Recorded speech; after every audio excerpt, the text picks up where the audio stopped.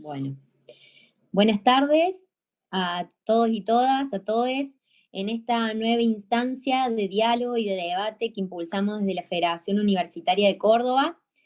Recordamos que la FUC es el gremio estudiantil que tiene más de 100 años de historia y que representa a todos y a todas los estudiantes de la Universidad Nacional de Córdoba, los más de 120.000 estudiantes, y en ese sentido nos parece fundamental poder generar debates e instancias como la que tenemos hoy, junto a Marina Benítez, para dialogar sobre la brecha digital en materia de género. En ese sentido, bueno, mi nombre, me presento, es Rocío Chinelato, actualmente me desempeño como presidenta de la Federación Universitaria de Córdoba, y creemos que es fundamental poder aportar debates de estas características que buscan, en definitiva, poder apostar a una equidad de género, no solamente en el acceso a las tecnologías y a los medios digitales, sino también a la hora de las definiciones y la inserción de las mujeres en los distintos campos de la ciencia y la tecnología.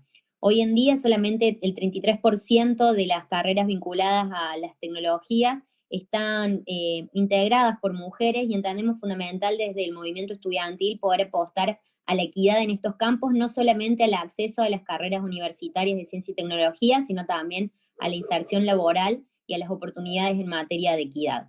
En ese sentido, le cedo la palabra a Inés Pioli, que es estudiante de abogacía, miembro también de la Federación Universitaria de Córdoba, quien estuvo encargada de la organización de esta charla y bueno, permitió que podamos estar hoy aquí. Así que le damos la palabra a ella y agradecer enormemente a Marina, que también se ha sumado con mucha predisposición a este espacio. Bueno, buenas tardes a todos y a todas. Yo voy a presentar a Marina, que bueno, ella es abogada, especialista en Derecho Informático con perspectiva de género.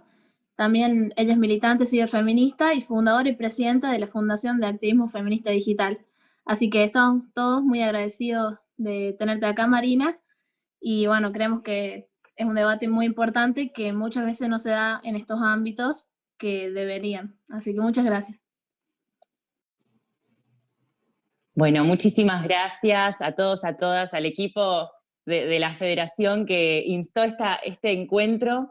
Y les digo la verdad, a mí me encanta hablar con estudiantes, es algo que es muy, muy necesario, como decía Rocío, acercar este tipo de debates también cuando ya estamos fuera de la universidad, ¿no? En este caso yo ya soy profesional y me encontré con un panorama una vez que me recibí, que este año se cumplieron 10 años, con un panorama que era muy distinto al que yo creía que iba a darse, ¿no?, en mis años de estudio. Por eso me parece que está bárbaro poder charlar, les recontra agradezco, y principalmente también no solo desde la experiencia profesional, todo lo que supone, principalmente para las mujeres, que tenemos desafíos distintos y tenemos más desafíos en cuanto a la inserción profesional después y la permanencia en determinadas carreras, y si vamos un escalón para atrás, el acceso a determinadas carreras, ¿no? Sino también el hecho de estar abordando una materia como lo son las tecnologías de la información y la comunicación, que hoy nos dimos cuenta, este año particularmente, que ya no son una parte complementaria de nuestra vida, sino que en la gran mayor parte de los casos nos permiten realizar las actividades vitales, ¿no?, que tienen que ver con lo afectivo, que tienen que ver con lo profesional, que tienen que ver incluso hasta comprarnos la comida, como ha pasado durante el tiempo del aislamiento social obligatorio. Así que para mí es un placer, y bueno, empecemos y arranquemos, que tenemos mucho para hablar.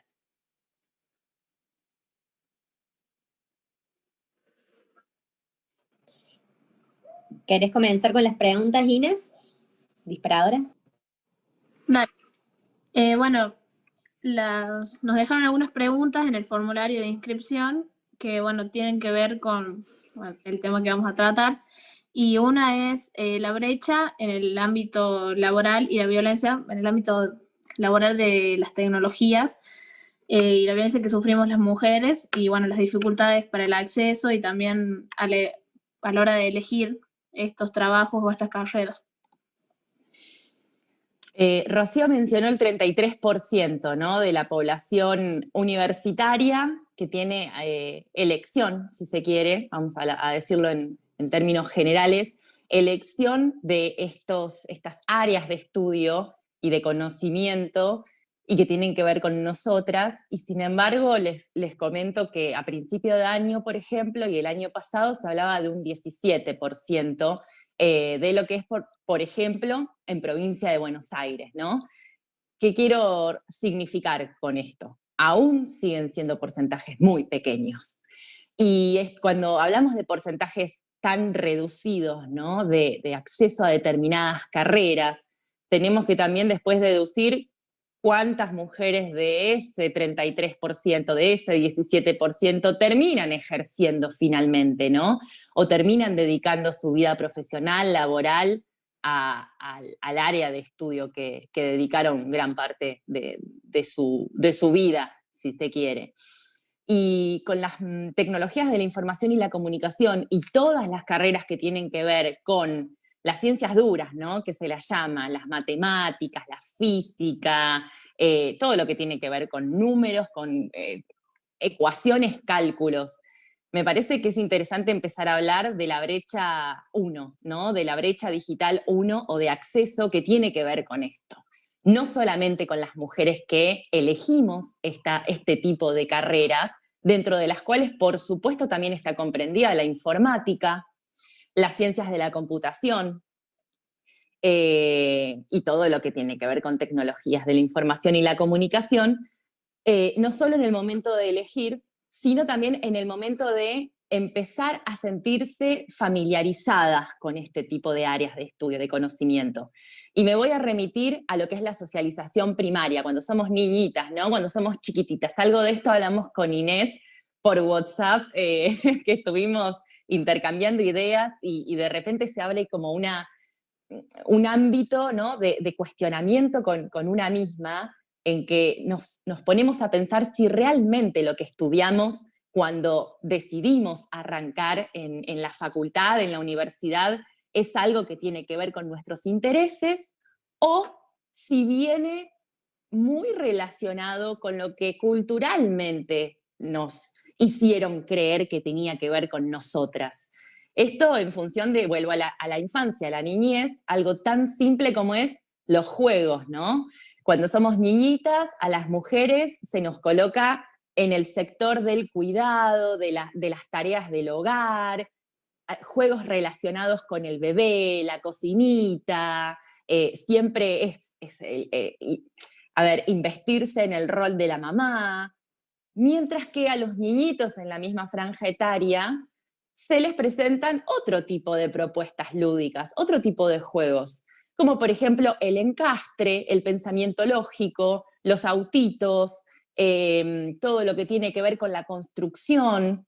Entonces acá es donde empezamos ya de por sí en desventaja, porque vamos a estar criadas y vamos a transitar nuestra primera fase vital en este pensamiento. Yo sirvo para esto y soy buena para esto. Para todo lo demás, mejor el varón, ¿no? Que el varón, como ya también está criado en otra área, me va a enseñar a mí, porque yo ya no entiendo nada o porque yo realmente me siento totalmente desprendida de ese tipo de, no sé, actividades, si se quiere. Así es como también vamos a lo largo de nuestro proceso escolar, si se quiere, del ciclo lectivo, también desarrollando afinidad por determinadas materias que siempre terminan reforzando esto que hablábamos del juego inicial y de esa primera etapa de nuestra vida. Las ciencias de la biología, las ciencias sociales, todo lo que tiene que ver con lo humanístico, es reproductor de eso que nos enseñaron, ¿no? Donde la cultura nos colocó. Entonces, cuando hablamos de acceso a las tecnologías de la información y la comunicación, más allá de que también tiene otra beta, que ahora la voy a mencionar, tenemos que hablar de esto, de nuestra posición frente a las tecnologías, que en general es de reconocernos que no estamos duchas con el tema, que no entendemos demasiado, las sentimos lejanas, ajenas, son cosas que incluso hasta pueden motivar cierto desinterés. La otra parte de la brecha de acceso, que es la brecha digital número 1, tiene que ver con cómo estamos colocadas las mujeres, no ya en lo que tiene que ver con estudiar este tipo de temáticas o de áreas, sino de acceder efectivamente a las tecnologías mediante, por ejemplo, la adquisición de un teléfono con suficiente sofisticación tecnológica. Esto tiene que ver a su vez si tenemos la posibilidad económica o no de comprarlo, si vivimos en espacios, en territorios, ¿no?, con buena conectividad, o si vivimos en la ciudad o en áreas rurales. Tiene que ver mucho con la posibilidad efectiva de la disponibilidad técnica a favor de la conectividad. No quiero seguir en el resto de las brechas porque va a ser motivo también del resto de la charla, pero sí quiero hacer hincapié en esto, ¿no? Cómo sin darnos cuenta terminamos quizás eligiendo siempre carreras que tengan afinidad o que sean muy vinculadas con eso donde nos colocaron. Y acá es donde también hablamos del refuerzo de estereotipos de género. La mamá y la que cuida a los bebés versus el varón que tiene otro tipo de prestancia frente a lo técnico, frente a todo lo que tiene que ver con la ingeniería, con pensar distinto, ¿no? Y hoy por hoy, convengamos, y esto es una realidad, las tecnologías de la información y la comunicación, el desarrollo de tecnologías, lo que es infraestructura, lo que es desarrollo de software, es justamente de donde se erige el hito de la humanidad en donde estamos viviendo. Entonces también estamos un poco excluidas de eso.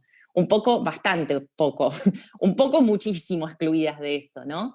Y tenemos que pensar a su vez que la cuarta revolución industrial, que es la que la humanidad está transitando ahora, que es la era de la información, la era digital, comprende todos estos recursos. ¿Dónde estamos nosotras colocadas, no? Con esto que vengo diciendo, estamos colocadas en una situación de desventaja. Esto es la brecha digital de género. Excelente, es muy clara. Yo te quería preguntar, esto es como una duda mía, ¿qué herramientas se pueden aplicar desde el Estado, políticas estatales, como para, además de romper ese techo de cristal, digamos, que es más de construir estereotipos para que las mujeres puedan acceder a esas carreras, también hablar un poco del piso de barro, ¿no? Teniendo en cuenta que Argentina, que tiene niveles muy altos de pobreza, con una pobreza feminizada y donde el campo laboral de las mujeres son los trabajos más precarizados del país.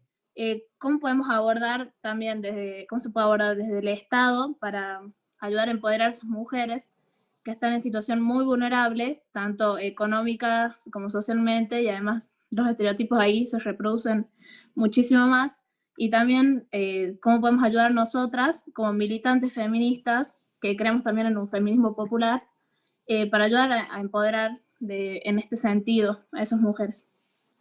Totalmente. Yo creo que por un lado tenemos que diferenciar cuál es la acción positiva que puede realizarse desde el lugar nuestro, ¿no? Quizás ustedes perteneciendo a lo que es el sector de la academia, que es además un espacio fructífero de gestación de ideas, de transformación, de revolución, que es maravilloso, por eso así les hago un corazoncito, porque para mí la universidad simboliza eso, ¿no? Tiene que ver justamente con la posibilidad de incorporar información y conocimiento e intercambiar ideas. Creo que es un espacio maravillosamente transformador. Y por otro lado, tenemos que diferenciar cuáles son las acciones positivas que el Estado, a través de sus políticas públicas, debería implementar en este sentido, ¿no? Yo, por ejemplo, pertenezco, junto con la Fundación, a lo que es otro sector, un tercer sector, el Estado, la universidad o la academia. Nosotras estamos en el sector civil, y entonces desde el sector de la sociedad civil tenemos a su vez otras posibilidades de iniciativas, ¿no? La idea es que todas estas confluyan, principalmente entendiendo que hay objetivos comunes. Como bien mencionabas, Inés, a ver, esto no puede nunca jamás abordarse sin una visión social, ¿no? Y una visión social y con perspectiva de género. Porque acá hablamos de la brecha digital de género, entendiendo que las mujeres estamos en una situación aún peor del resto de la sociedad en general, que también puede tener desventajas a nivel acceso, uso y aprovechamiento y permanencia en el marco de las tecnologías de la información y la comunicación. Más allá de que la brecha digital es una problemática que está instalada, ¿sí? Nosotros estamos peor, siempre estamos atrás, por eso la necesidad de la perspectiva de género para equiparar. Pero las acciones, vuelvo sobre esta idea, son distintas según el sector a partir del cual surjan o se propongan. Creo que si pudiéramos resumir, ¿no? Así como a grosso modo, qué hacer sabiendo que estas brechas digitales existen, siempre está la propuesta de una alfabetización digital, ¿no? Ahora voy a hablar de la alfabetización digital, que creo que también este espacio es de alfabetización digital, por otro lado, porque la idea de la alfabetización digital siempre se la entiende como cómo aprender la computadora, cómo, no sé, utilizar algún recurso tecnodigital, y es mucho mayor que simplemente manipular los equipos, ¿no? Tiene distintas instancias, distintos niveles, y también el nivel de traer la problemática y discutirla, porque nos permite no solo conocerla, sino también empezar a incorporar de a poquito tecnicismos. Lo que pasa con las tecnologías de la información y la comunicación es que todo lo que se dialoga es muy difícil de entender porque tiene palabras propias, tiene un lenguaje muy particular. Entonces, ya de por sí ahí ya decimos, no sé, un software y, no sé, una app, la app, por ejemplo, es un término que está súper instalado. Ahora, ¿podemos entender cómo está conformada? ¿Podemos entender cuál es su alcance? ¿Qué significa realmente? ¿Para qué sirve el concepto de la app? ¿Qué viene a traer? Eso también es alfabetización digital, hablar de esto y empezar a incorporar conceptos a la diaria, ¿no? Que tengan que ver con las tecnologías y que, por supuesto, con la informática también. Simple, bit, bytes, parece una pavada, pero podemos explicarlo. ¿Qué son los algoritmos, no? Que tanto hablamos, escuchamos todo el tiempo que se mencionan. Sabemos lo que es un algoritmo. Y estos diálogos son hoy donde está el poder. Entonces también es una conquista de poder empezar a pensar a nosotras como sector poblacional en este tipo de discusiones, ¿no? Tomar estas posiciones también es hacer política desde otro lugar, desde un lugar que tiene muchísimo que ver con nuestras necesidades, con nuestras demandas, con también la equiparación justamente del acceso a las oportunidades, ¿no? La igualdad de oportunidades, que es un principio constitucional, la igualdad material, que es un principio constitucional entre las personas, que no pasa tampoco, ¿no? Existiendo las diferencias de género, la igualdad material no existe. Entonces, un poco volviendo a la pregunta, la alfabetización digital, está bueno pensarla en estos, digamos, en formas de aprendizaje y de instrucción a otras mujeres en estos 3 niveles de las brechas digitales de género. Cuando hablamos de acceso, bien, desde nuestro lugar, academia o sociedad civil, tenemos que pensar en hacerles perder el miedo, en hacerles incorporar los recursos tecnodigitales, en enseñar cómo proteger sus datos personales, cómo implementar medidas de seguridad en sus equipos, hablar de tecnicismos, hablar de estas palabras raras, difíciles, que no entendemos, hacerlas incorporar a su cotidianidad. Desde el Estado, quizás, sean otro tipo de obligaciones o de iniciativas que tienen que ver más, por ejemplo, con facilitarles la conectividad efectiva a estas mujeres, a las que están fuera de la urbe, a las que se colocan no sé, en las villas, donde no tienen la posibilidad real de conectarse a una red, si no es, por ejemplo, por una infraestructura del Estado. Los servicios de Internet son carísimos en Argentina. Muchas mujeres no van a poder. Y no van a poder también porque están precarizadas laboralmente, entonces prefieren utilizar su ingreso económico en darle de comer a su familia o en autosustentarse en la medida que puedan, ¿no? Y después creo que hablar de la segunda brecha es importante, porque la segunda brecha digital es una vez que estas mujeres pueden acceder a la conectividad a Internet, ¿con qué nos encontramos? Con que no sabemos qué hacer ahí. Nos dedicamos a las redes sociales, punto, ¿no? Que esto también tiene que ver con la falta de entendimiento de lo importante que es apropiarse de las tecnologías. Entonces quizás tenemos la posibilidad de conectarnos y estamos en Instagram todo el día, mientras que en un montón de otras plataformas hay posibilidades de formación educativa, gratuita incluso, o tenemos la posibilidad de acceder al conocimiento y a la información, a la cultura, o donde quizás lo que podemos hacer es conseguir trabajo o ampliar nuestras capacidades profesionales.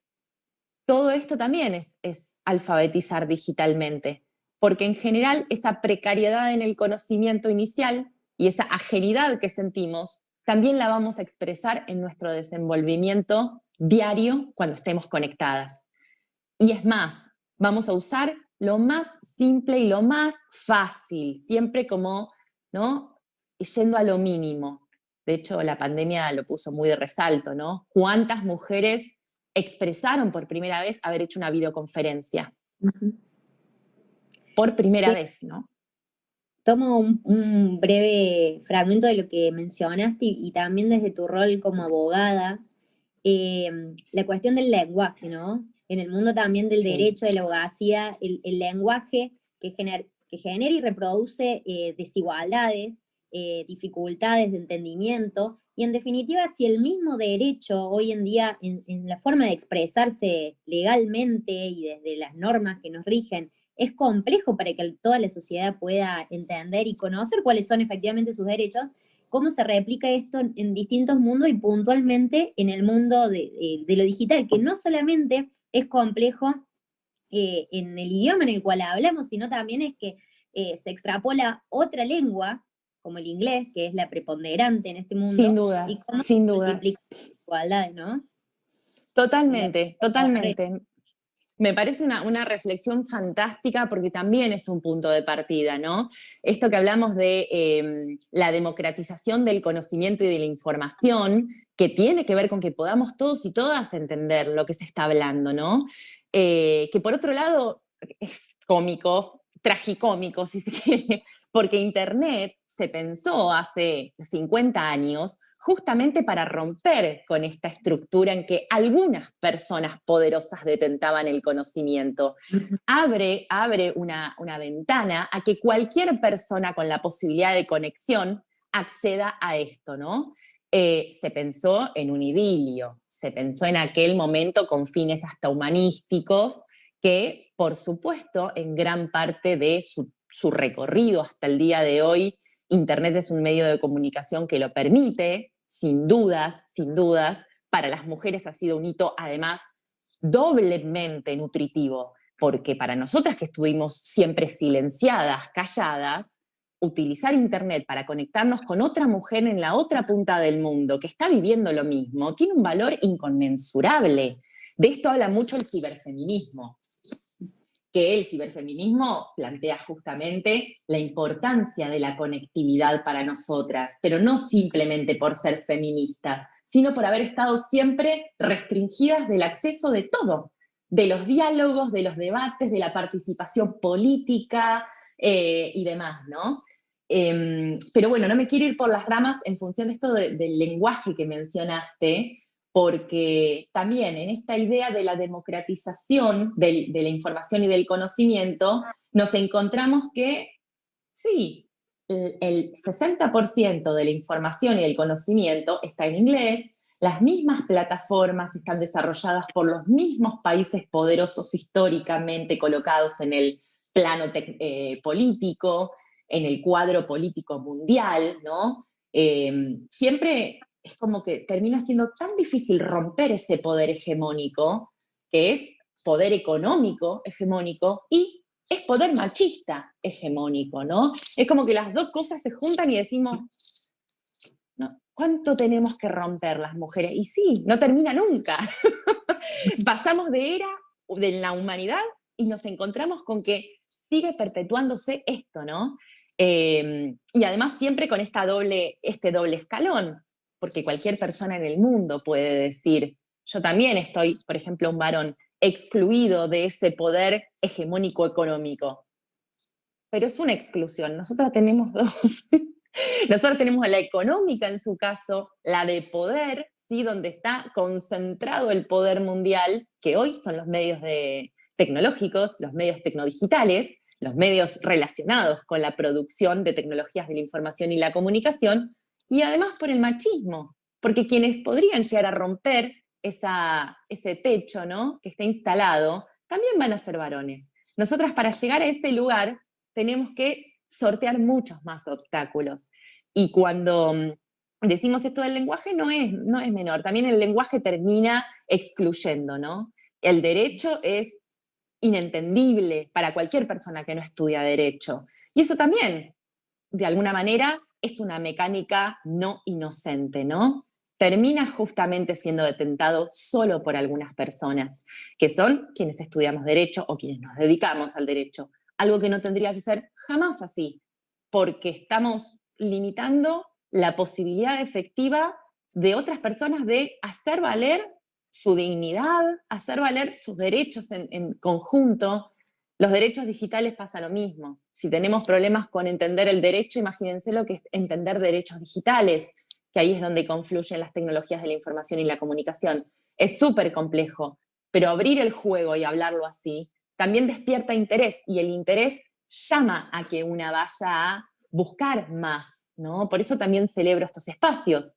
Si no se habla, no existe. Y cuando naturalizamos también esas brechas lingüísticas, pasan a ser una cosa que, bueno, yo no entenderé, me imagino que seré yo, ¿no? Cuando la colectivizamos nos damos cuenta que estamos muchas en la misma situación. Y ahí es donde surge la fuerza creativa para el cambio, ¿no? Sí, o sea, cuando uno es mujer, lo personal siempre es político. Tal cual. No hay vuelta, no hay vuelta. Sí, y más cuando te das cuenta, o sea, hay unas preguntas en los comentarios de YouTube. María Eugenia Orbea hizo 2 preguntas. Primero, si considerabas que actualmente las formas de crianza estaban cambiando o si continúan estereotipadas. Y la otra pregunta es sobre qué opinas sobre la disposición del gobierno de declarar la TV al Internet como un servicio público. Preguntas difíciles hace María Eugenia Orbea, pero bueno, a ver, la primera, voy a ser muy pesimista, porque siempre en la lucha feminista está muy bien ver lo que falta. Y no, lo construido tiene que ser una base de estímulo, ¿no? Pero falta. Me parece que todo lo que tiene que ver con la enseñanza o con la socialización primaria de niñas, niños, y no sé, convengamos que nosotras también, quienes militamos o quienes somos feministas, sí, feministas, vivimos en nuestra burbuja, ¿no? Es muy difícil quizás poder visualizar qué es lo que pasa en otros ámbitos o en otras estructuras familiares que son ajenas, ¿no?, a nosotras. Hoy por hoy igual una de las grandes manifestaciones del acceso al conocimiento es que podemos visualizar por redes sociales la cantidad de núcleos, ¿sí?, o células que surgen a nivel social, que también son una manifestación cultural para prestar atención, por ejemplo, de ultraderecha, ¿sí?, neofascistas. Ahí nos damos cuenta, por ejemplo, la resistencia a la ESI, a la implementación de la educación sexual perdón, de la educación sexual obligatoria, integral. A mí lo que me parece es que nos encantaría que hayan cambiado las reglas del juego, pero también creo que falta muchísimo. Y lo vemos también desde esta resistencia, lo vemos desde el momento en que los estereotipos de género siguen estando, ¿sí? Yo creo que con una lucha feminista como la que venimos, fuerte, ya tendríamos que empezar a ver cambios reales. Y sin embargo, son excepcionales los cambios, los cambios reales. Terminan siendo como dignos de celebrar porque son uno cada tanto. No estoy tan segura que haya cambiado. Eso a la primera pregunta. Y a la segunda pregunta, obviamente no es una cuestión partidaria, sino una cuestión más relacionada con todo lo que implica el espíritu de este decreto del gobierno nacional. A mí me parece que es un inicio de apertura o de reconocimiento a Internet como lo que es un derecho humano, ¿no? El acceso a Internet es un derecho humano. Podemos discutir su implementación, podemos esperar la reglamentación, a ver qué es lo que va a salir, a ver cómo se va efectivamente a poner en práctica, pero no es poco. El reconocimiento de Internet como o el acceso a Internet como un derecho humano es algo que desde Naciones Unidas está hace 15 años establecido. Y no está mal verlo así, porque también lo que tenemos es un abuso de los proveedores de los servicios de Internet. Y este año se puso de relieve que atentan contra nuestros derechos no poder conectarnos, contra el ejercicio del resto de los derechos, ¿no? Así que si hablamos siempre de ampliación de derechos como horizonte, yo creo que esta medida actual suma. Es mi opinión general, suma. Bueno, acá hay otra pregunta de Constanza Córdoba. María Eugenia Orbea, sáquenla, Encima de eso, o sea, hizo preguntas como que son para debatir. Sí, están bárbaras. Bueno, Constanza Córdoba Acosta hizo este comentario. Muchos gobiernos están utilizando las tecnologías de información y comunicación para apertura de los gobiernos bajo la idea de transparencia, rendición de cuentas, pero también como herramienta de participación ciudadana. Sin embargo, esto no implica perspectiva de género y las tecnologías de información y comunicación se vuelven canales que excluyen. ¿Qué opinas entonces del e-government? Hermoso, hermoso. Amo, gobierno electrónico, hermoso. ¿Qué opino? Vamos a situarnos en el país primero, ¿no? Argentina tiene una política de gobierno electrónico de no más de 8 años, 9 años, ¿sí? Esto realmente habla de un panorama muy nuevo en toda la cuestión de la implementación de tecnologías de la información y la comunicación para hacer llegar servicios públicos, ¿no? A sus administradas y sus administrados. Entonces, todo lo que se trata de implementar, puedo animarme a decir que es siempre en una fase experimental. Todavía estamos como viendo cómo repercute, a ver qué pasa, cómo si la gente se engancha. Nada dentro de gobierno electrónico puede ser válidamente implementado sin una debida capacitación previa, alfabetización digital. Sin ir más lejos, ¿cuántas personas hemos visto a nuestro alrededor que durante el aislamiento social obligatorio no sabían entrar al home banking, entonces no podían pagar impuestos? O que de repente, ¿cuántos casos nos encontramos ya en órbita quizás más del derecho, pero nos encontramos de estafas, ¿no? De estafas virtuales muy, muy poco factibles de que pudieran llegar a generar o a cometer delitos, y sin embargo la gente en su desconocimiento, en su desinformación, entra. Entonces creo que nada puede ser evitar ser acompañado, ninguna medida de gobierno electrónico, sin una debida capacitación. Eso por un lado. Por otro lado, lo que sí creo es que nos tenemos que apurar, porque hoy por hoy no podemos más tener este delay o esta diferencia de implementación de recursos tecnodigitales comparándonos con otros países. El año pasado, por ejemplo, viajé a Bolivia. Hicimos una suerte de capacitaciones, una serie de capacitaciones para la agenda digital de la República de Bolivia con perspectiva de género. Algo que acá, por ejemplo, en Argentina, ni se habló nunca, ¿no? Y digo, tenemos un país hermano que está trabajando, o estaba trabajando en el gobierno anterior, en el actual gobierno frenaron todo, que estuvo trabajando muy cerca de estos lineamientos, que son súper importantes además porque todos deben comprender alfabetización digital, y Argentina estaba despapelizando expedientes, no sé, administrativos, ¿no? Todo suma. Convengamos que está bien, es algo que también tiene que ocurrir, pero siempre estamos como con lo mínimo, vuelvo, ¿no? Y sin perspectiva de género nos encontramos que nosotras, que somos además las que estamos en la casa, cuidando a los pibes, que además tenemos que cocinar, hoy por hoy, y digo con esta estereotipación porque es lo que pasa, o sea, no es porque yo esté incurriendo en necesariamente reforzar los estereotipos, sino en lo que se ve, ¿no? En las tareas de cuidado, en las tareas del hogar. Nosotros terminamos nuevamente, ¿no?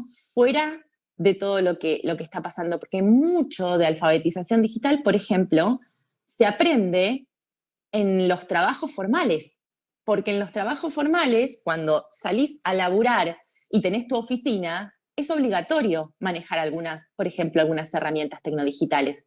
Mientras nosotras estemos precarizadas laboralmente, en que tenemos en un gran porcentaje mujeres que están en trabajos o en tareas de puestos de trabajo informales o en negro, no registradas y demás, y además la feminización de tareas, sin dudas, seguimos siempre al costado, ¿no? Entonces, creo que para concluir con la respuesta, todo tiene que ser acompañado de perspectiva de género, pero todo tiene que ser también acompañado de una perspectiva de reconocimiento de todas estas cuestiones como de ejercicio de derechos. No estamos hablando de instruir para que, qué sé yo, miren YouTube o para que de última se bajen Netflix, ¿no? O miren películas por Netflix. Estamos hablando de cómo instruir a la población y diferencialmente cómo instruir a las mujeres, que venimos en desventaja desde antes. Entonces, sin perspectiva de género, es muy complejo esto, es imposible prácticamente. Claro, es como avanzar dejándonos a si se hacen cosas con perspectiva de género. Es seguir perpetuando, construyendo las mismas lógicas. Exacto. Bueno, Tommy Gauna hizo una pregunta. ¿Es la privacidad lo que entregamos al firmar los términos y condiciones? ¿Y hasta qué punto avanzan las redes y nuestra adicción? Y de la mano la sensación de que las redes son la vida. Y otra pregunta también, del mismo, de Tommy. ¿Cómo formar a los y las jóvenes para de las redes? Bueno, esto tiene que ver con la tercera brecha, con la segunda brecha y toca un poco la tercera brecha, así que nos vamos a meter de cabeza ahí.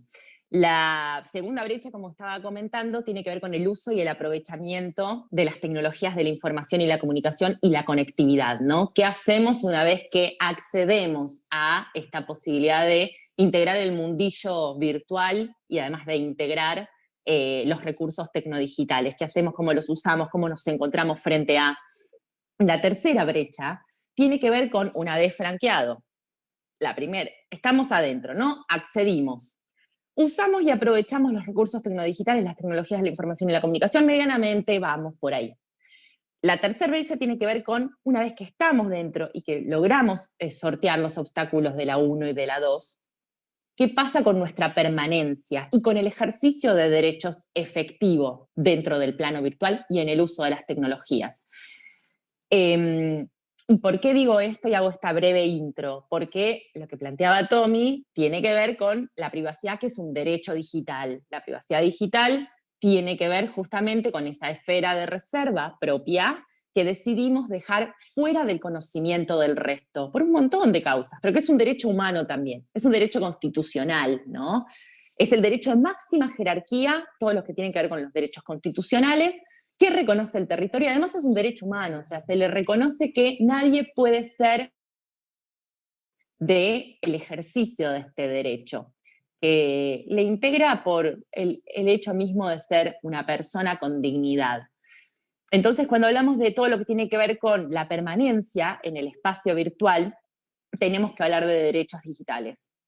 ¿Qué pasa con toda esta cuestión? Y bueno, primero tenemos que pensar si somos conscientes de que somos titulares de derechos digitales. Porque hasta ahora, o por lo menos hasta hace 2 años, todas estas cuestiones eran muy por arriba mencionadas. No era un debate de mesa de decir, a ver, derechos digitales, ¿los puedo enumerar? ¿Los conozco? ¿Sé qué implican? ¿Sé qué es lo que el resto tiene que respetar respecto de mí? El resto, entendido como otras personas, usuarios o usuarias, gobiernos, ¿sí? O estados, según como queramos reconocer, empresas. En definitiva, hay un cúmulo de derechos que integra la era digital que nos permite demandar el respeto para que no sean atropellados un montón de otros derechos tradicionalmente reconocidos y a su vez que tienen entidad por sí misma. Y esto, en relación a la privacidad, es algo que se empezó a discutir hace muy poquito. En 2018, no sé si recuerdan, que estuvo todo el escándalo Facebook Analítica.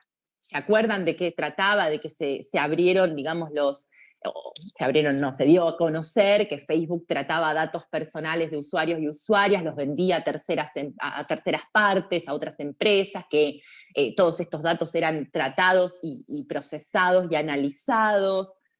Esto pasa desde siempre. Y desde siempre. Y sin embargo, cómo opera la poca conciencia cultural, social de todas estas cuestiones, que después de Facebook Analítica nos olvidamos y seguimos nuestra vida. O sea, seguimos utilizando Facebook, seguimos utilizando las plataformas de redes sociales, ya está, ya fue, no sé, no entiendo nada. Nuevamente, no entiendo nada de todo lo que está pasando. Sin embargo, en este tiempo podemos poner el año, no sé, 2001, 2000, de eclosión de redes sociales, ya pasaron 10 años de uso total de redes sociales y sin embargo, recién ahora nos estamos poniendo a debatir. Son 10 años de acopio de datos personales de la población mundial y no hicimos nada, ¿no? Porque no entendemos, porque no sabemos, porque ni siquiera nos lo preguntamos.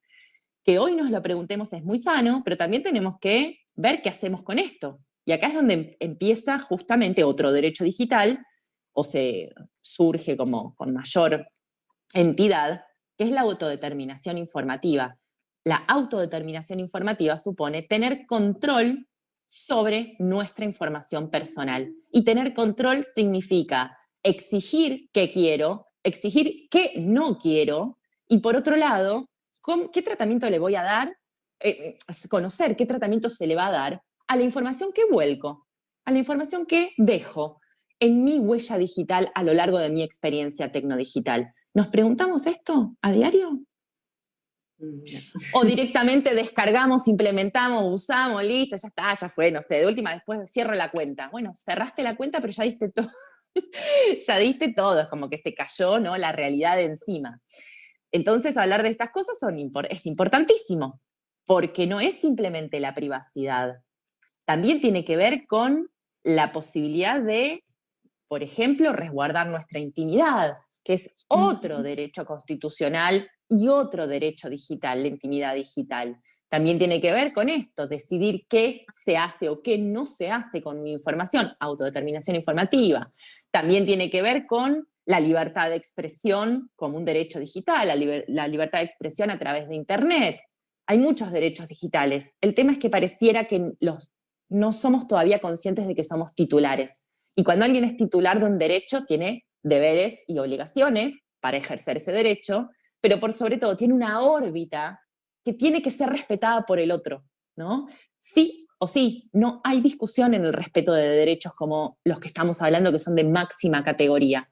Y esto tampoco se pone en juego en la era digital tanto, no, ahora un poquito más, pero cuando empezábamos a estudiar todo esto, por ejemplo, nosotras en la fundación, no eran diálogos normales, ¿no? Ahora nos damos cuenta quizás que estas molestias, estas incomodidades, estas cuestiones que nos pasan a través de Internet, son lesión de derechos, porque no poder hablar, no poder expresarme, porque si no tengo una horda de trolls encima que me acosa durante 10 días, ¿no? Esto justamente es lesión de derechos. No estamos hablando acá de me molesta, me está limitando un derecho humano, como es la libertad de expresión, un derecho constitucional, como es la libertad de expresión, y un derecho digital, como es la libertad de expresión. No es una pavada, ¿no?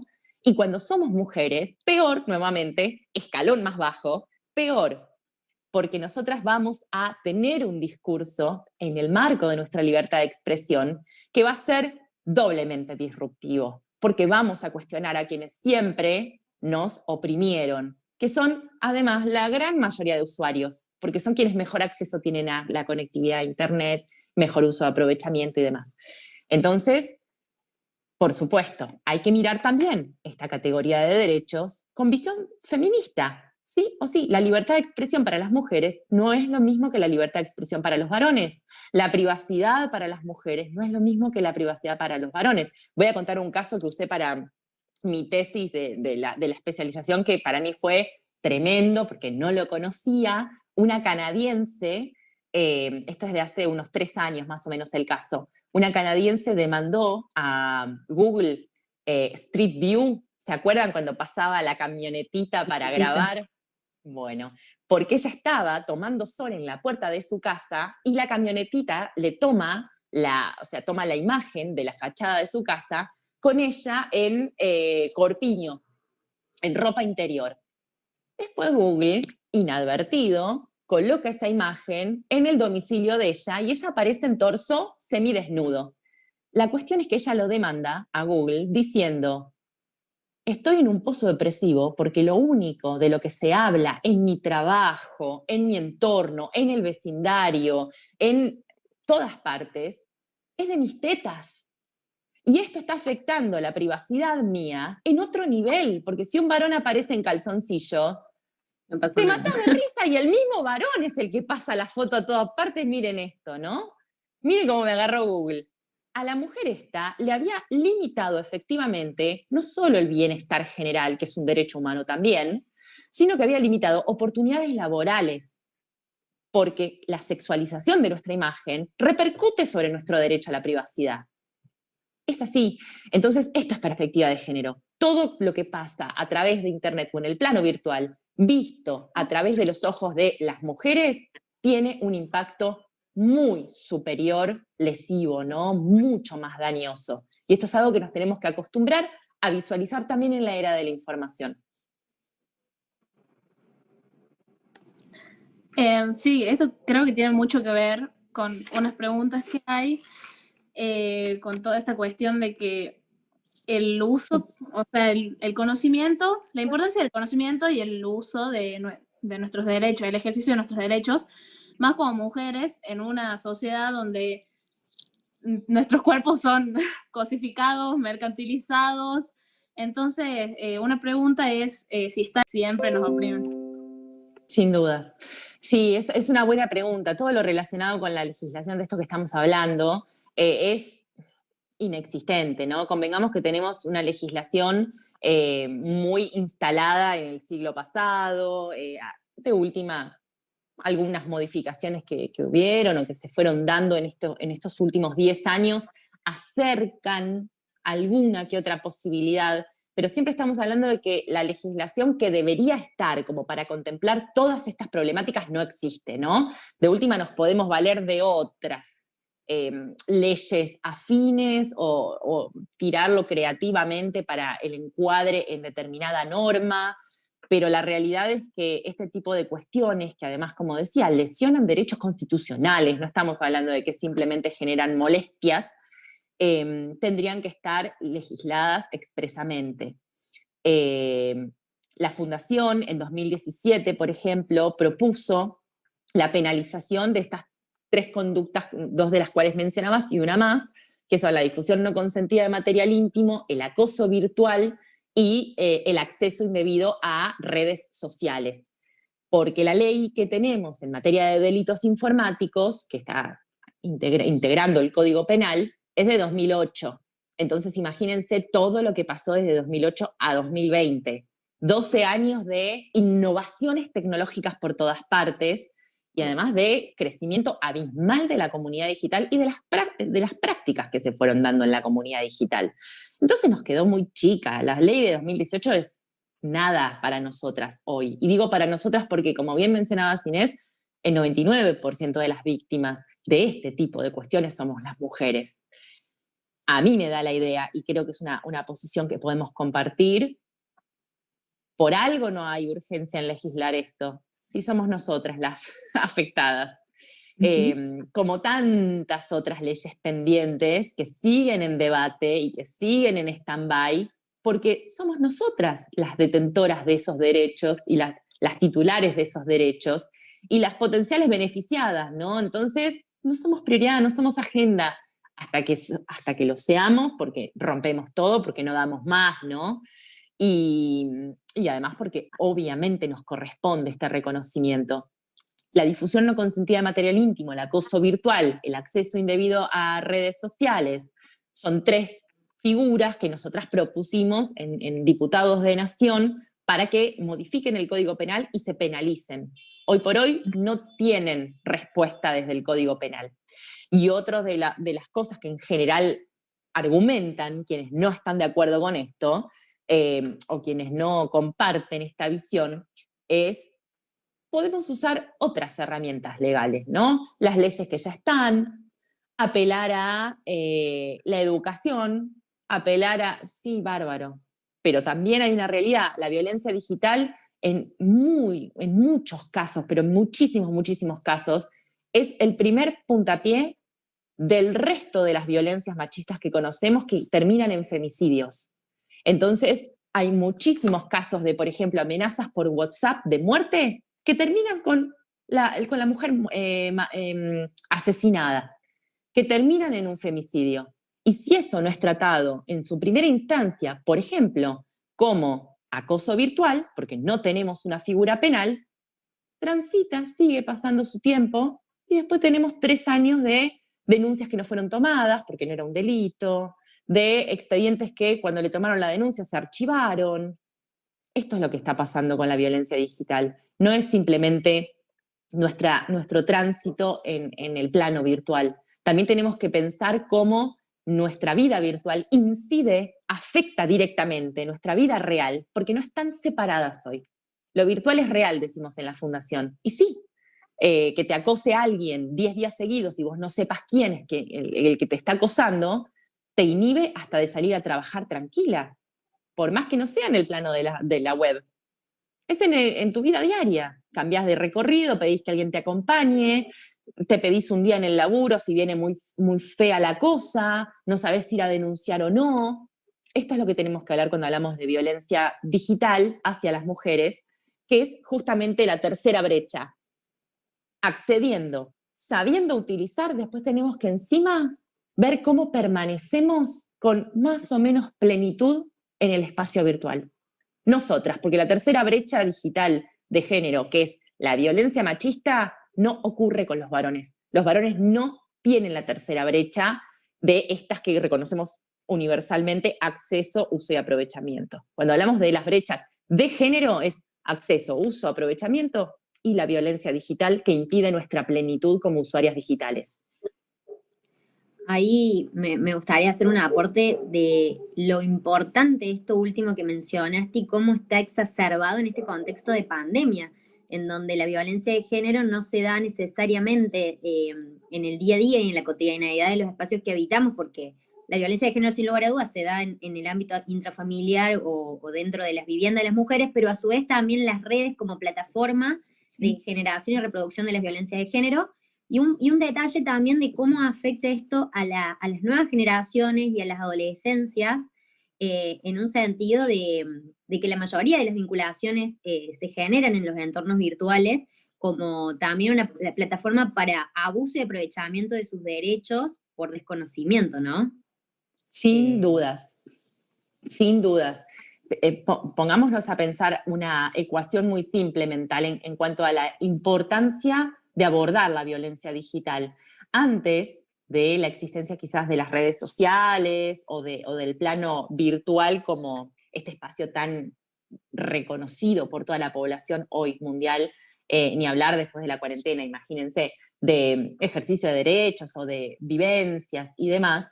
Antes, cuando una estaba sufriendo una situación o transitando una ruta crítica con un agresor cualquiera, en un marco de violencia machista, podía refugiarse en la casa de alguien y hacer desaparecer por un rato esa presencia física del agresor. Hoy por hoy el agresor es omnipresente, está en todas partes porque está virtualizado, ¿no?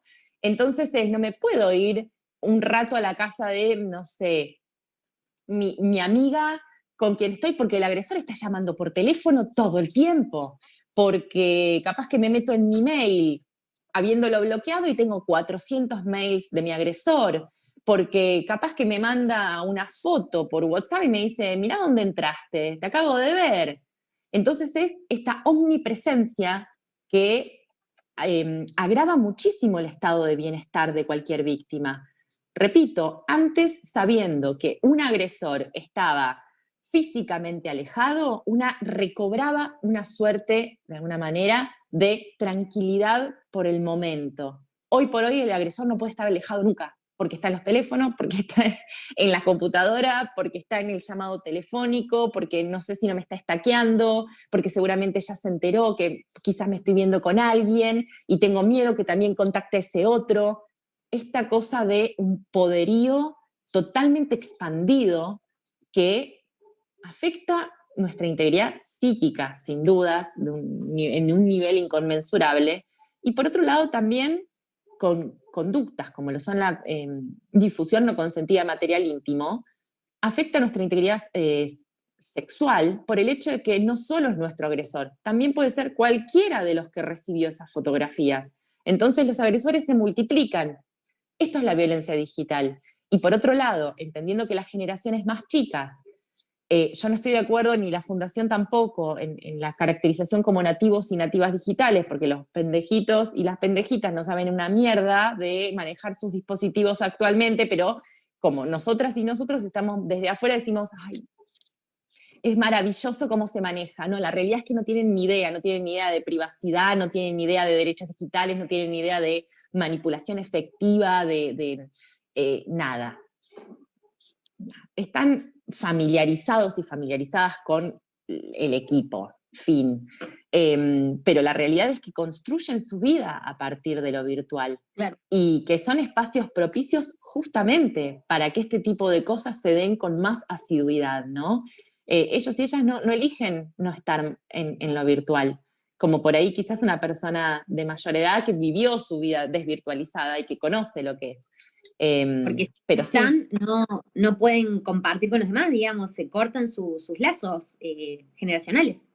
Sin dudas, sin dudas. Esto que también se mencionaba hace un rato, ¿no? La pertenencia, la idea de necesito estar o de me hago adicto a redes sociales, también tiene que ver mucho con la valoración del otro, ¿no? De la mirada ajena, que es algo que pasó siempre, históricamente. El hecho es que ahora está exacerbado porque la mirada ajena se multiplicó, se amplificó, hay un montón de personas que capaz que me apoyan, ¿no? Entonces me gusta. Hay una suerte ahí también de efecto colateral psicológico que sin dudas también las plataformas virtuales y las empresas detrás lo detectaron y lo usan.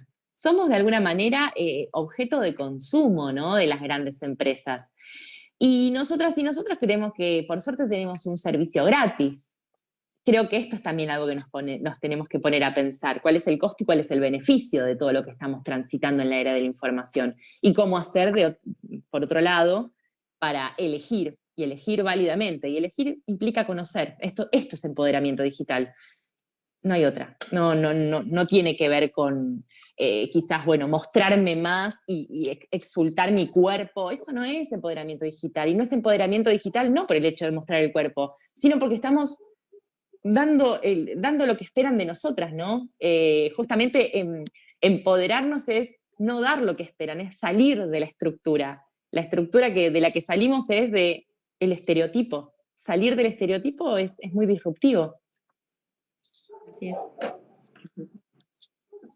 Claro, y además de que hay como toda esta socialización de que nos dicen, o sea, ahora está como todo el tema de la hipersexualización de las niñas, o sea, yo veo que cada vez, por ejemplo, yo a los 13 me sacaba fotos re inocente, mi primita de 13 años, o sea, está bien que sea libre, pero no creo que sea una decisión de ella subir fotos así y sexualizándose, sino que es producto de toda una cultura que te empuja a eso y te hace creer que eso es empoderante, pero en realidad está siendo funcional a lo mismo.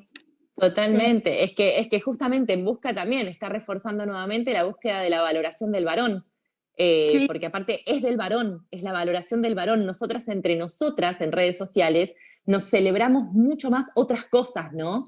El varón celebra esto, celebra este tipo de consumo. Entonces creo que hay que, sí, plantearlo desde un lugar incluso del empoderamiento digital, por ejemplo, real, tiene que ver con poder debatir, con poder decidir, con poder plantarse, con estar, ¿no? Con conocimiento y con información, no quizás otras prácticas. Lo que pasa que es cierto, estamos sumidas en esta cultura y es muy difícil pararse desde otro lugar y tratar de encontrarle una vuelta de tuerca. Es muy difícil. Totalmente. Parece que hay una maestra que nos está escuchando, pero nos preguntó sobre qué herramientas se pueden trabajar en el aula respecto a esto. Bueno, yo estoy dando un curso virtual ahora, que es muy interesante porque tengo 4 docentes con las que estamos todo el tiempo intercambiando ideas. Todas coinciden, voy a tomarlo de su palabra, que son adecuadas a la expertise, ¿no? Yo, docente de aula, no, todavía no me tocó, pero yo lo que planteo es un poco traer las ideas de ellas, ¿no? Todas acuerdan, y esto es quizás también una propuesta que surgió a lo largo de unos cuantos meses del año pasado, en algún punto. Hay un acuerdo generalizado de la importancia de incluir este tipo de conceptos a nivel currícula, ¿no? Alfabetización digital desde temprana edad y desde jardincito de infantes, que tenga que ver con justamente estos 3 escalones de la brecha digital. No solamente utilizar los equipos, también cómo configurar las cuentas de cualquier plataforma, no solamente de las redes sociales, cuando las creamos, cómo configurarlas con una seguridad informática suficiente, hablar de lo importante de la protección de datos personales, hablar de lo importante también de entender que el plano virtual es un plano real, ¿sí? De interacción humana real, que no porque esté jugando a los juegos en línea, del otro lado no tengo a nadie, del otro lado también tengo que tomar recaudos, digo, para niños, niñas y adolescentes, ¿no? Pero principalmente yo creo que cuando uno se planta desde un lugar de adulto, en relación a niños, niñas y adolescentes, tenemos que primero asumir la responsabilidad propia. Para enseñar esto tenemos que saber de qué trata. No podemos indicar que no se cruce la calle porque es peligroso sin haberla cruzado nosotros antes. Y esto es algo que veo muy instalado en lo que es la adultez. Nadie sabe utilizar las tecnologías de la información y la comunicación. Entonces siempre la manda hacia niños, niñas y adolescentes termina siendo prohibitiva. Claro. Porque requiere una experiencia previa que yo no tengo, entonces por las dudas, ¿sabes qué? No te metas, no lo hagas. Y es justamente lo que planteaba Rocío, termina siendo un arma de doble filo, porque si no, inhibís a esa personita pequeñita de pertenecer a un montón de ambientes que también están haciendo su socialización. Claro, sería como el paradigma punitivista, prohibitivo, contra un paradigma, en todo caso, de reducción de daños, ¿no? Y preventivo. Claro. Sin dudas, es que pararse en la educación o en la alfabetización digital implica una exploración previa de adultos y adultas. Y la verdad es que no lo veo. No veo padres, madres, representantes legales que estén encima, que estén instruyendo, que se hagan cuentas en las redes sociales y las exploren. Al contrario, en general son un desastre. Tienen cuentas en redes sociales y le prohíben a sus hijos, a sus hijas que hagan determinadas cuestiones y las hacen después en sus propias cuentas, ¿no? Entonces creo que acá también hay una cuestión de responsabilización personal primero. Y de decir, si vamos a criar, si vamos a incurrir en la crianza digital, tenemos que aprender a cruzar la calle antes, nos guste o no nos guste, porque si no vamos siempre a incurrir en lo punitivista y además en generarle un daño mayor desde el momento en que excluimos a la fuerza a quien está en un ámbito en que todos sus pares se están manejando así, ¿no? Que es parte de la era que le tocó. Claro, es que además de eso, de que los excluimos de que los excluyen a la fuerza, el niño se termina creando la cuenta igual, la tiene escondida, sí. Y por ahí se la quita peor, y, o sea, termina siendo mucho mayor el daño, o sea. Sin dudas. Pero bueno, es esta lógica que, bueno, es mejor prohibirle y después si lo hace, lo reto, lo pongo en penitencia y le saco el celular. Que al final no es... Tal cual, y lo que vemos muchísimo de casos que se han acercado a la fundación, por ejemplo, de niñas, me refiero a menores de edad, entre 13 y 17, vamos a poner esa franja etaria que es quienes se comunican con nosotras cada tanto, nos expresan esto: no quiero contarle a nadie, por favor, no quiero contarle a mi mamá ni a mi papá, no quiero que mi familia se entere. Acá está demostrándose el flanco débil, la familia que como no va a entender nada, deja de ser, digamos, la fuente o el origen de cualquier tipo de contención. Entonces se conducen igual y se conducen solas y solos, peor. O de última con alguna amiga o amigo que tienen menos idea, porque por supuesto tampoco están en el mismo nivel de desconocimiento y de desinformación. Hay que cambiar esto. Y cambiar esto implica la autorrevisación de dónde estamos paradas y parados en materia de tecnologías. ¿Nos gusta o no? Sí. Así es.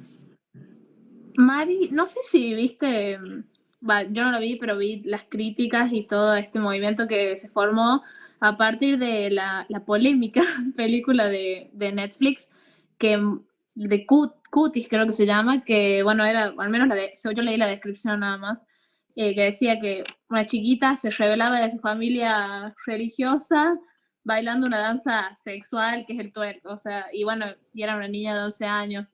Creo que también esto es parte de esa misma cultura que estamos criticando, que es como que el patriarcado se encarga de generar nuevas formas para que sigamos en el mismo lugar de las mujeres, Total.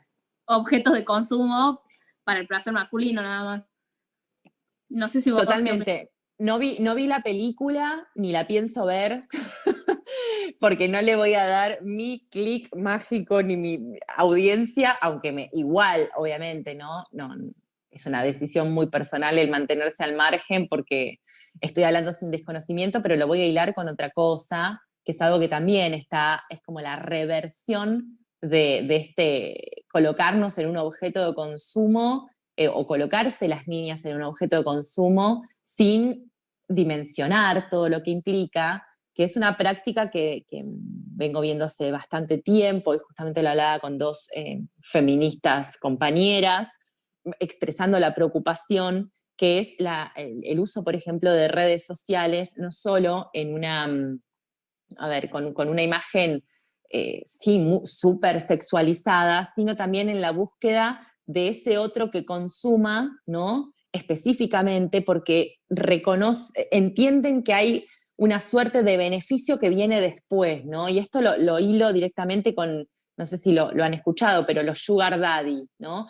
Las mismas chicas de 13, 14 dicen: necesito un sugar daddy, o sea, un varón mucho más grande, con cierto poder económico, que sí les regala los chocolates, les compra ropa, las saca de paseo, digamos, contraprestación de lo que ya sabemos, ¿no? 13, 14, 15, 16, y esto está instaladísimo como una cosa de, hasta digamos, lúdica, de juego, que también tiene mucho que ver con la picardía, ¿sí? de la puber, del adolescente, y está absolutamente instalado, ¿no?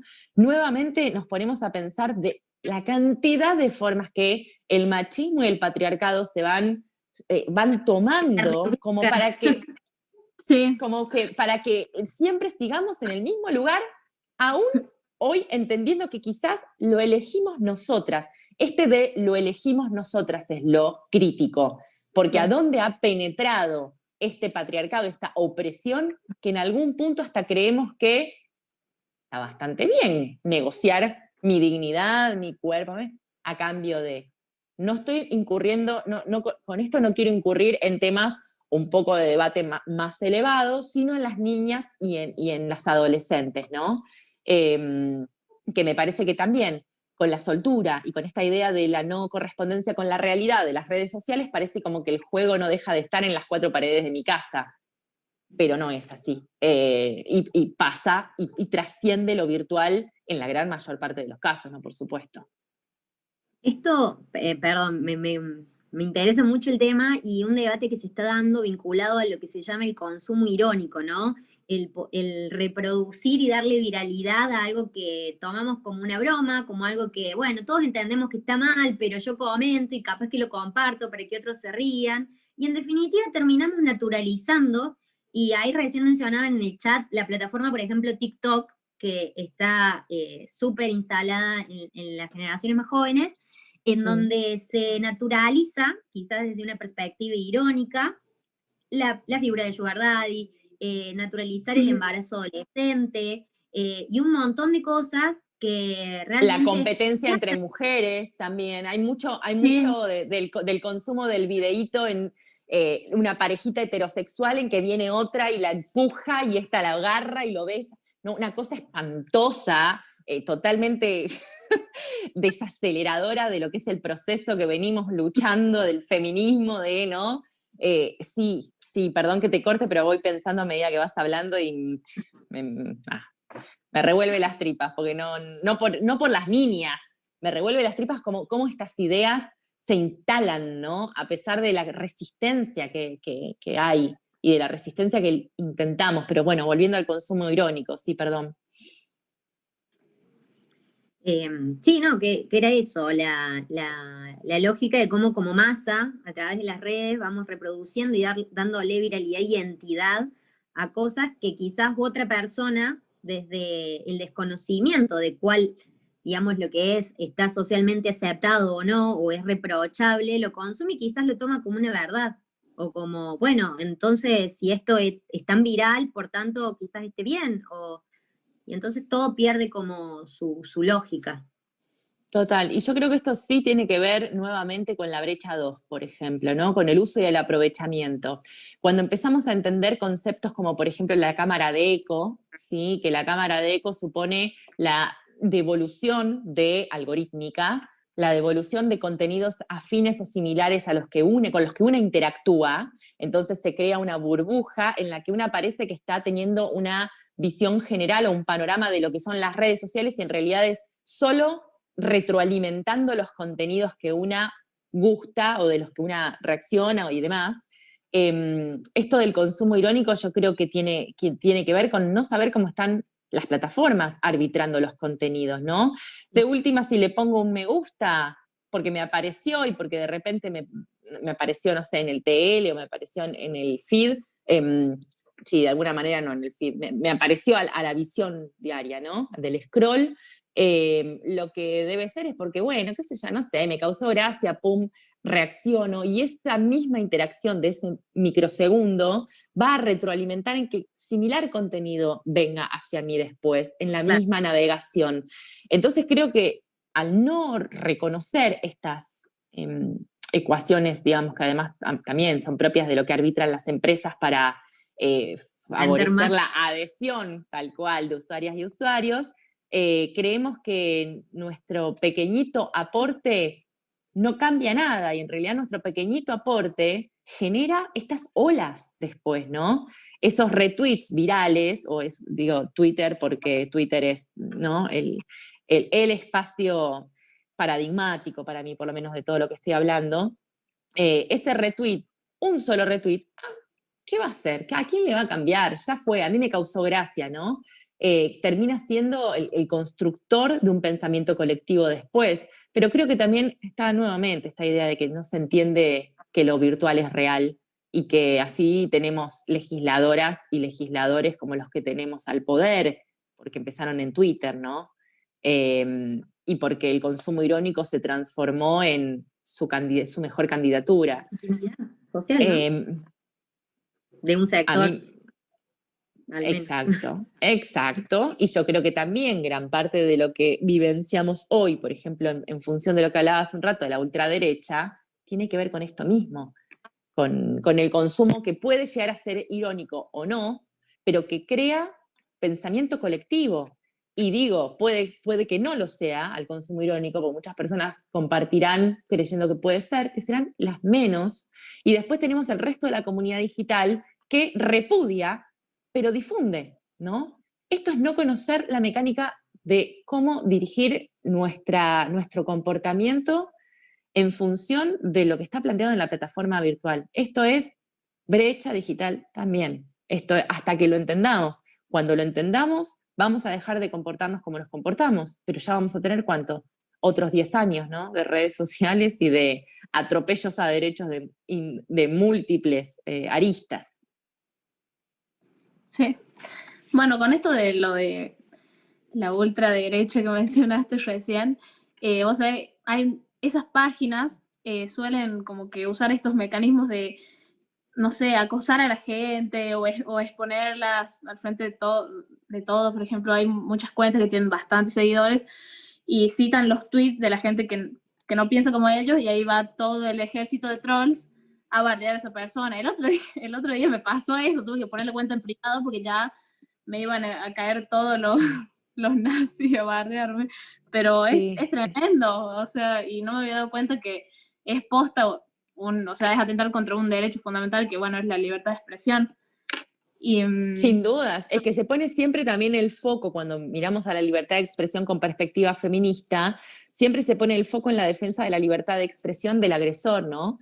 sí, Y bueno, pero a ver, también si yo quiero repudiar tal cosa, el tema con la libertad de expresión con perspectiva feminista, como la planteamos, tiene que ver con permitir y tolerar las voces disidentes que no tuvieron antes la posibilidad de hablar. ¿Qué es la libertad de expresión? Que no quieren tolerar. claro.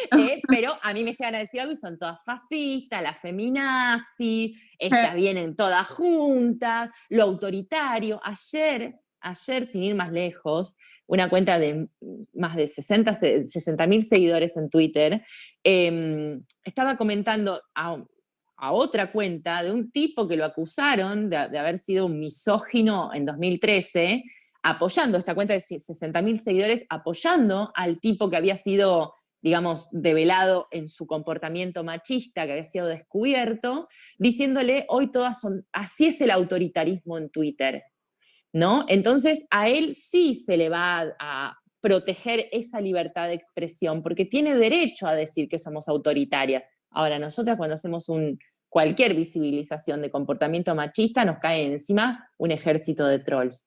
Entonces nos silencian, nos condicionan, nos hacen callar en pos de la libertad de expresión del varón hegemónico. Este es el funcionamiento sin perspectiva de género. Siempre van a tener ejercicio de derechos los que tuvieron ejercicio de derechos siempre. Fin. No hay mucha vuelta. Bueno, como para ir cerrando un poco, hay una última pregunta de Yael, que, bueno, nos pregunta, ¿qué es el empoderamiento digital al final? Bueno, el empoderamiento digital, nosotros lo trabajamos en la Fundación hace un par de semanas y lo que planteamos es que tenga que ver con esto, con la información para decidir, ¿no? Que es una mecánica muy relacionada con el consentimiento, a su vez, con la mecánica del consentimiento en sí mismo. Porque nosotras decimos, bueno, consentimos en el plano virtual, ¿no? Yo quise poner esa foto, por ejemplo, o yo acepté a determinados usuarios que me sigan, o yo tengo esto. Cuando nosotros nos ponemos a pensar en esa aceptación como fuente del consentimiento, tenemos que pensar paralelamente en si ese consentimiento es válido o no. Cuando nosotras hay un montón de cosas que no sabemos, no podemos consentir en base a la nada. Es como aceptar con los ojos cerrados. ¿Estamos aceptando realmente cuando no podemos debatir o no podemos discutir algo? Lo mismo pasa, y digo, tiene la misma lógica del consentimiento, porque, por ejemplo, lo hilamos en general mucho con esto de yo hago con mi cuerpo lo que quiero. ¿Realmente haces lo que querés cuando no tenés información para poder cuestionarte y decidirlo en su caso? Pero cuestionarte antes, ¿no? Transitar ese camino, ese proceso personal de, con todo el conocimiento sobre la mesa, tomar una postura firme sobre la cuestión. Eso es el consentimiento. Y el consentimiento con información es lo único que lleva al empoderamiento. No podemos decir que estamos empoderadas digitalmente por publicar una foto, pero no sabemos quiénes tienen acceso a esa foto, qué derechos digitales está afectando cualquier posible embate, qué van a hacer las plataformas con esa fotografía, cómo nos están tomando datos biométricos, dónde están nuestros datos personales. Estamos decidiendo con ojos cerrados en el plano virtual y decimos que igual estamos empoderadas. hay ahí una lógica que nos cierra, una falacia. Entonces lo que planteamos desde la Fundación es justamente, el empoderamiento supone información, supone contar con las herramientas necesarias para hacer respetar nuestros derechos digitales, para exigir su respeto, y recién ahí decidir con todo este camino recorrido. Porque también la información es poder, y sin información, el empoderamiento, o sea, la obtención de poder, es prácticamente inexistente, ¿no? Hay como una suerte acá también de decir, bueno, yo me empodero porque hago lo que quiero. Hacer lo que se quiere está fantástico, siempre y cuando se decida realmente. Y la decisión va a depender de que una tenga todas las herramientas para poder llegar a esa conclusión y a ese ejercicio de la voluntad propia, que no lo vemos en Internet, porque no tenemos ni idea de todo esto. Entonces nos zambullimos, estamos, navegamos, tenemos todos los problemas después, que no tiene que ver, ojo, con poner el foco de atención sobre la víctima, ¿eh? No, tiene que ver con lo que una profesa como empoderamiento. Si estamos empoderadas es porque discutimos, debatimos y tenemos información.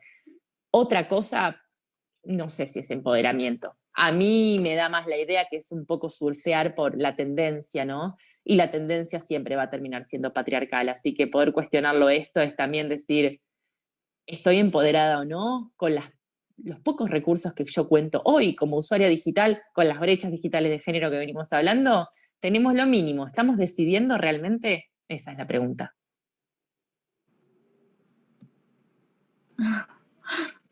Sin palabras.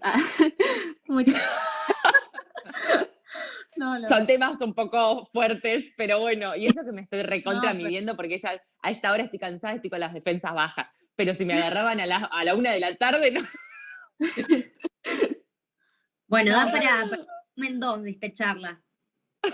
La sí, fase 2 después y vamos. se presta para una, dos. No, la verdad que muy bueno todo lo que discutimos. O sea, son postas temas que casi ni se hablan y son muy importantes. O sea, siendo que cómo está avanzando la digitalización, más con la cuarentena, o sea, avanzó mucho más y eso significa que se están perpetuando diferencias y brechas que nos van a costar de acá a no sé cuántos años y van a ser oportunidades perdidas por un montón de mujeres.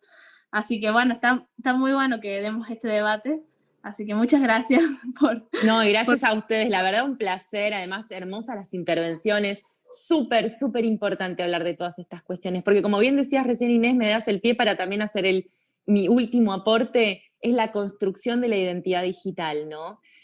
Hoy por hoy también somos quienes somos en la web, y quienes somos en la web se construye con un montón de fuentes, pero una parte de ellas tiene que ver con lo que nosotras volcamos como contenidos propios, con nuestro comportamiento también.